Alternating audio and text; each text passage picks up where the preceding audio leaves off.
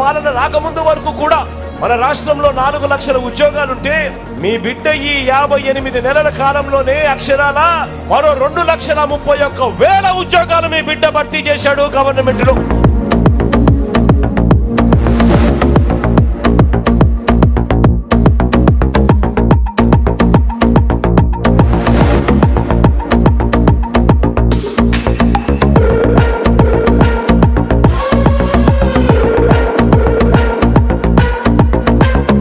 మరి జాబ్ కావాలి అనంటే రావాల్సింది ఎవరు అని అడుగుతా ఉన్నాను.